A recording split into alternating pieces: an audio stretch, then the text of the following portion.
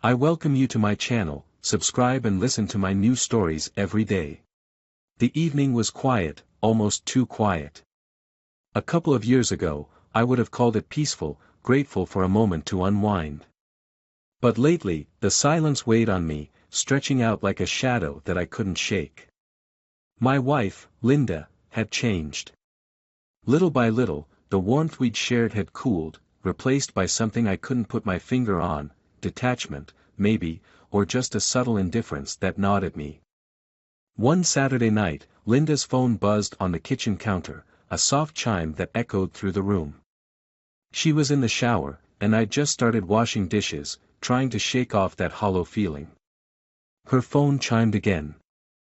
I glanced over without much thought, until I saw the name on the screen. Mandy. Mandy was someone I didn't remember Linda mentioning before, which was odd given how much she loved talking about her friends and coworkers. But what really caught my eye was the message preview, a heart emoji and a time. My hand froze above the sink, soap dripping onto the countertop as I processed it. Now, I'm not one to pry. 10 years together teaches you to respect privacy, and we'd both kept a bit of independence in our relationship.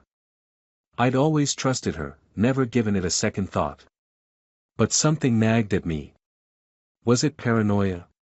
Jealousy? Or just a hunch I couldn't ignore?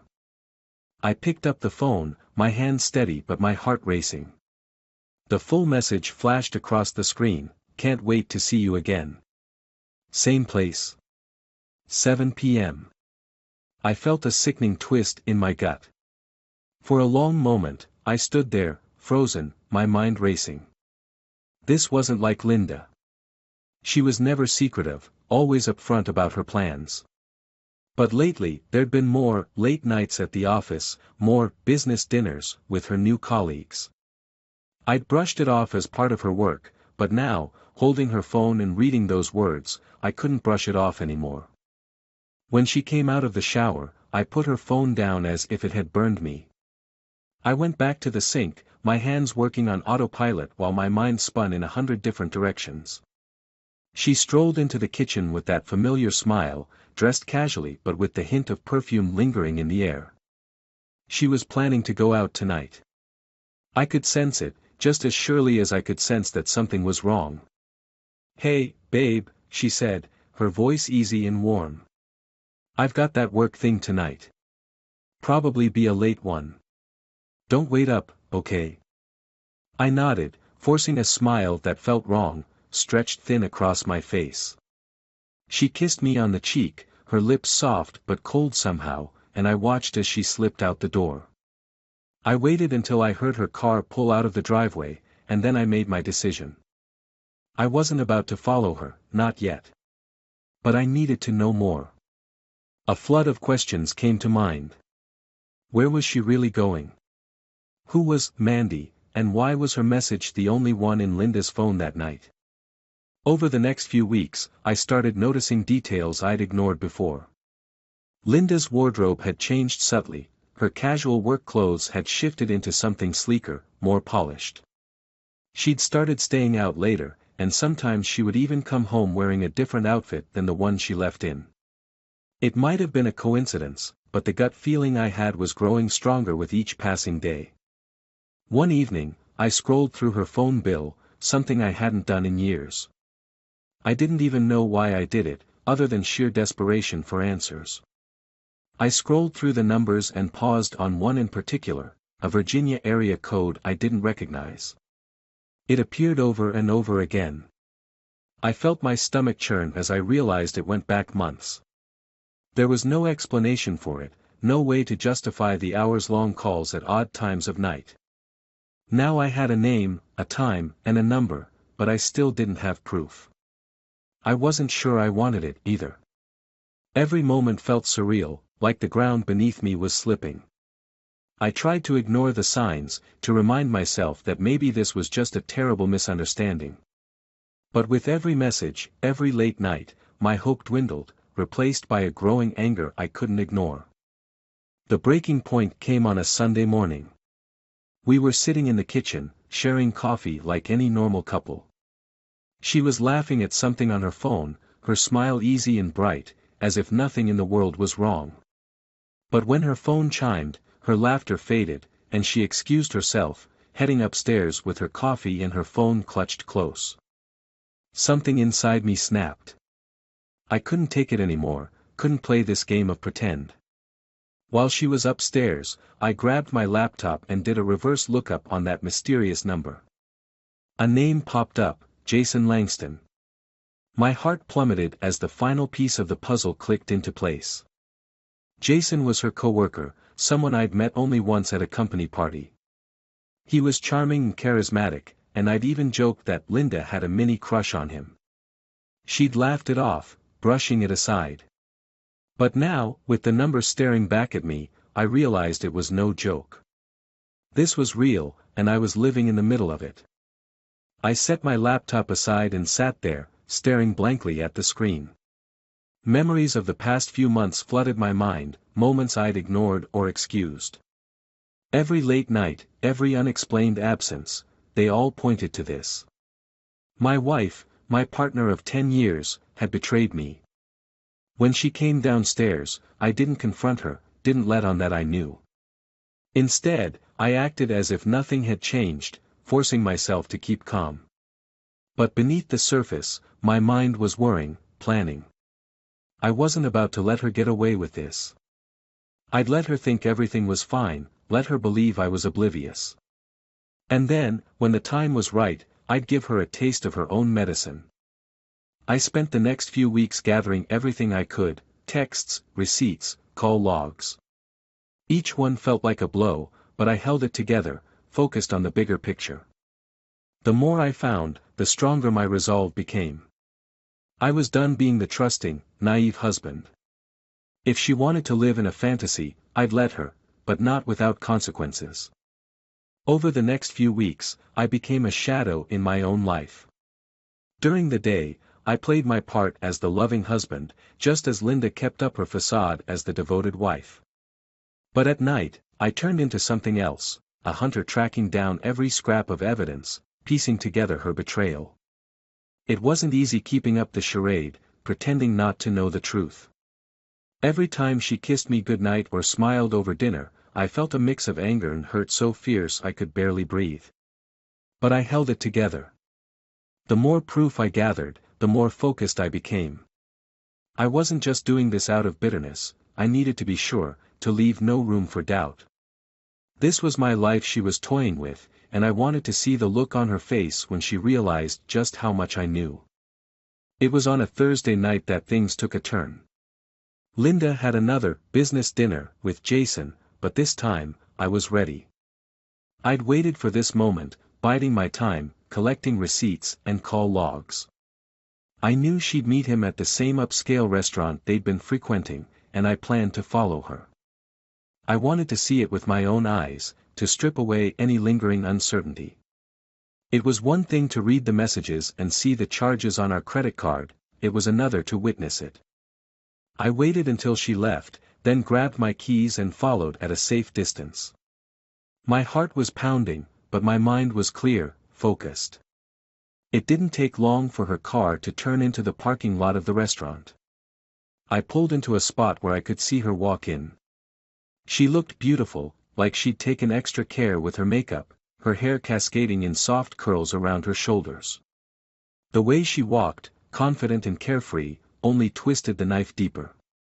A few minutes later, I saw him, Jason, tall and charming, with that easy confidence I'd once admired.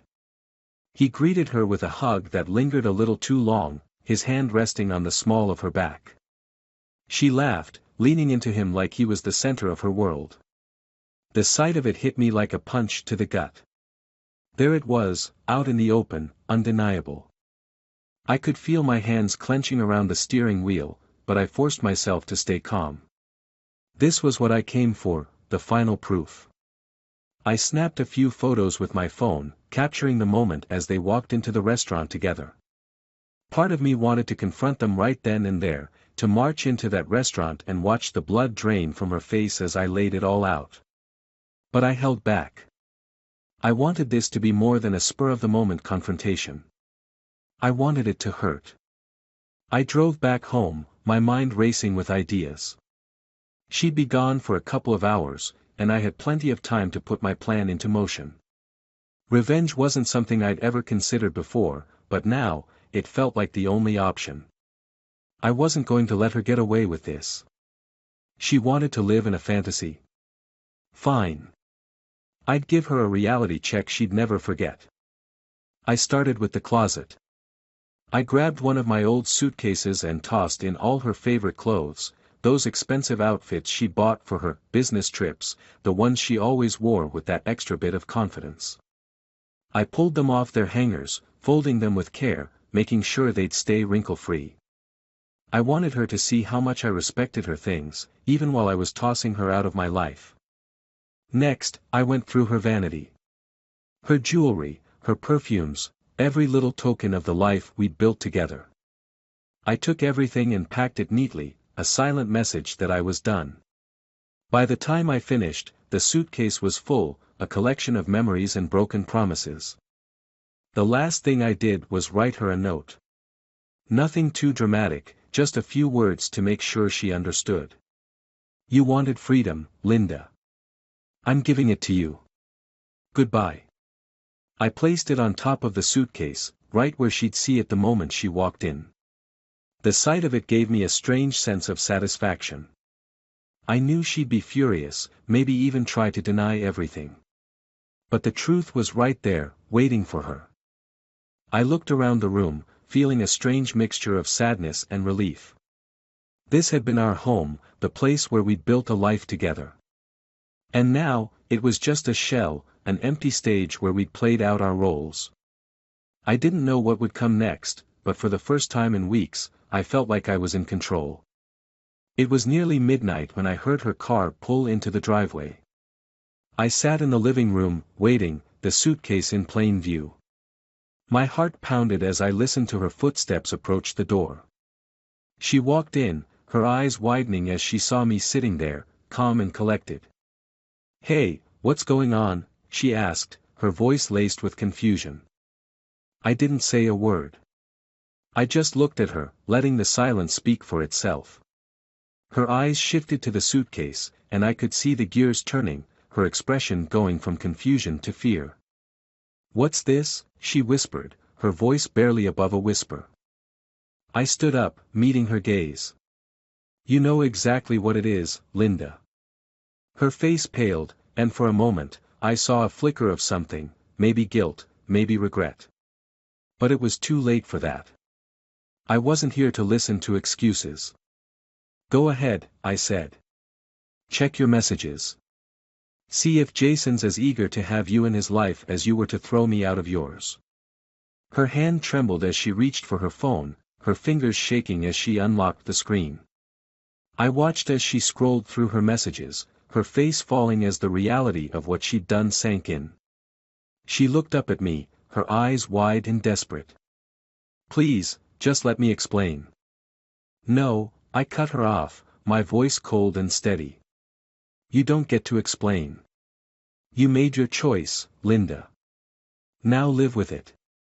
I turned and walked out of the room, leaving her standing there, alone and broken.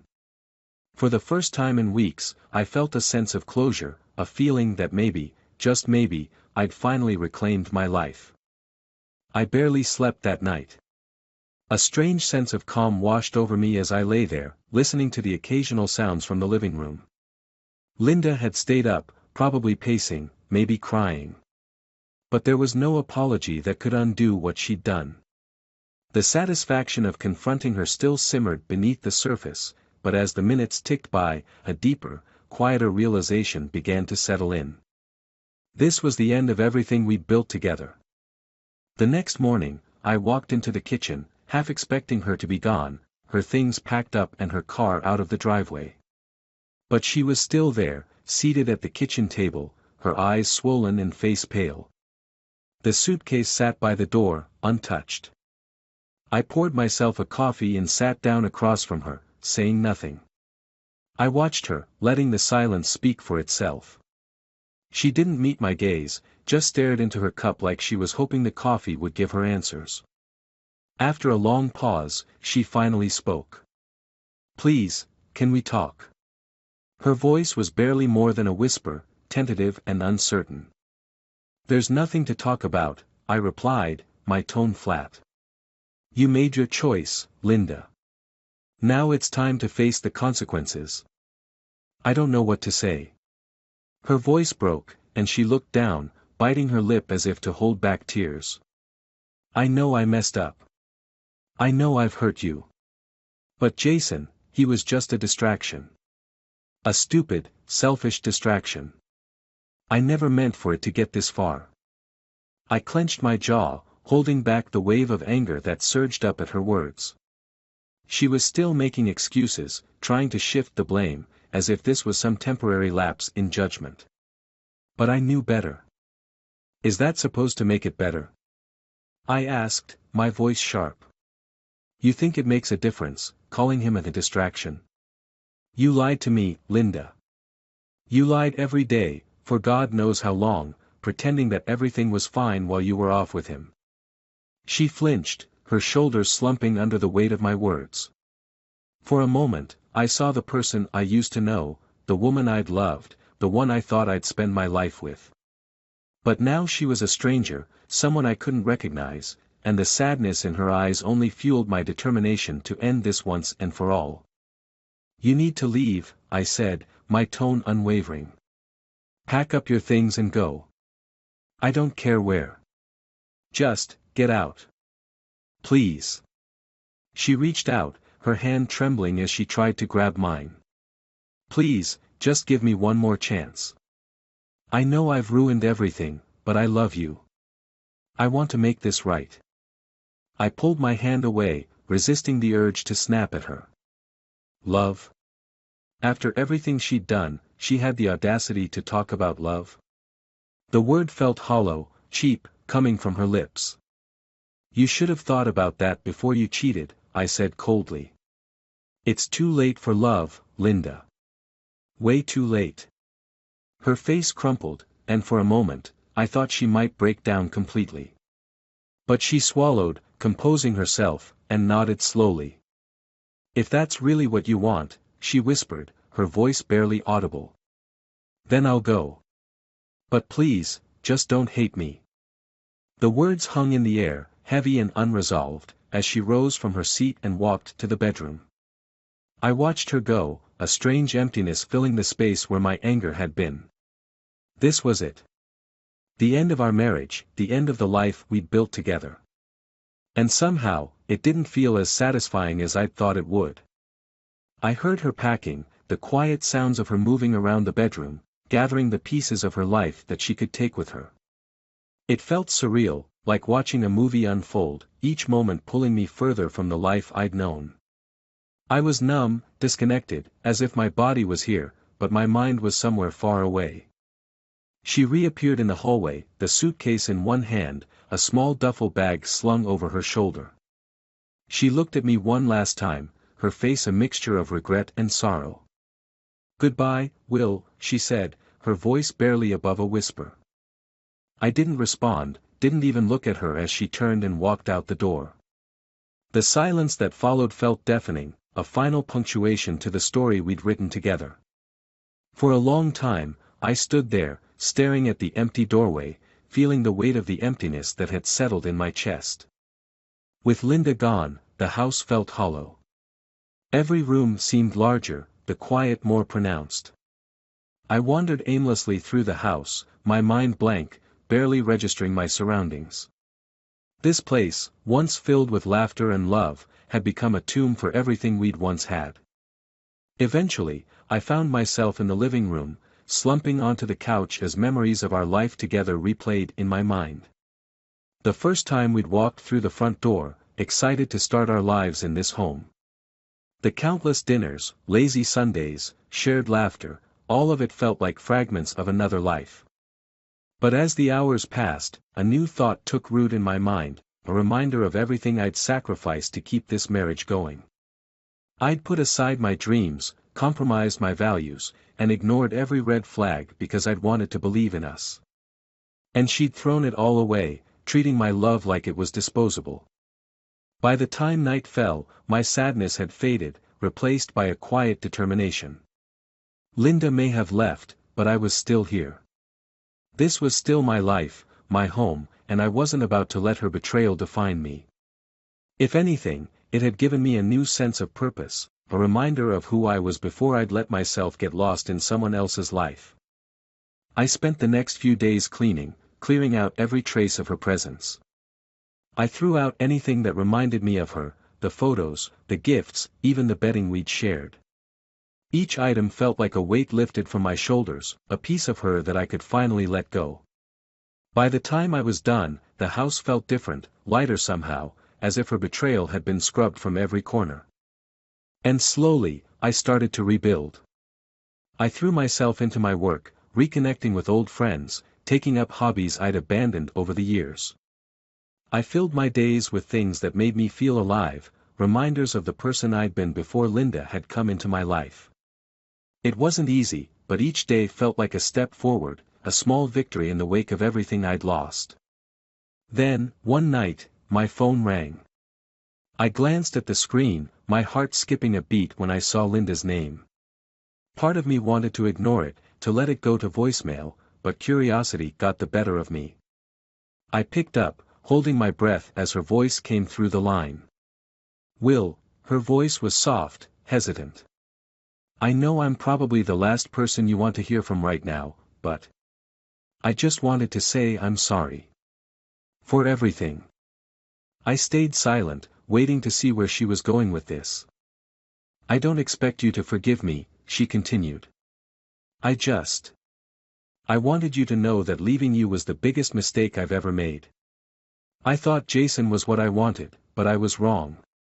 He doesn't care about me the way you did. I wish I'd realized that sooner. Her words felt like salt in an open wound, a painful reminder of everything I'd tried to put behind me. But instead of anger, I felt a strange sense of pity. She'd thrown away everything we'd built for a fantasy, and now she was paying the price. You made your choice, Linda, I said quietly. And I made mine. I'm done with you. I deserve better. She was silent, and I could hear her struggling to hold back tears. I know, she whispered finally. I wanted you to know that.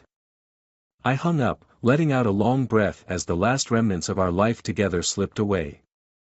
And for the first time, I felt a sense of peace, a quiet, steady resolve that I hadn't felt in years.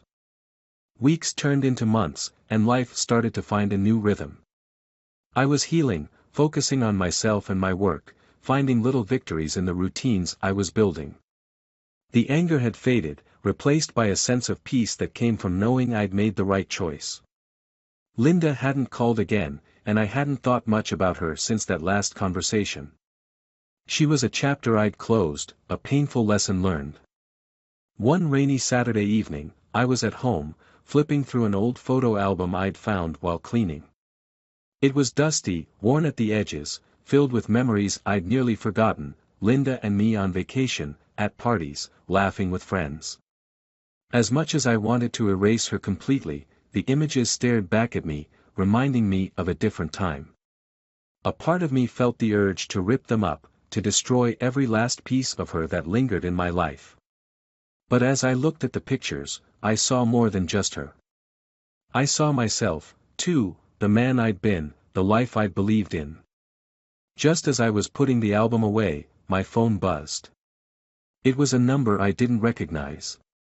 I hesitated, but something in the pit of my stomach made me pick it up. Hello. I answered, my voice tentative. Is this Will? A woman's voice, shaky and soft. Yes, this is Will. Who's calling? There was a pause, a silence that felt heavy, and then she spoke again. I'm Beth. I'm Linda's sister. I froze. Beth and I had met only once, years ago at a family gathering. Linda had mentioned her from time to time, but they'd drifted apart, their relationship strained over the years. The suddenness of her call, and the sadness in her voice, set my heart pounding. Beth? Is is something wrong? There was a long, trembling sigh on the other end. Will, I hate to be the one to tell you this, but Linda's gone. The words echoed in my mind, foreign and hollow. Gone. I couldn't process it. I must have misheard her. What do you mean, gone? She passed away last night, Beth's voice broke, and I could hear her fighting back tears.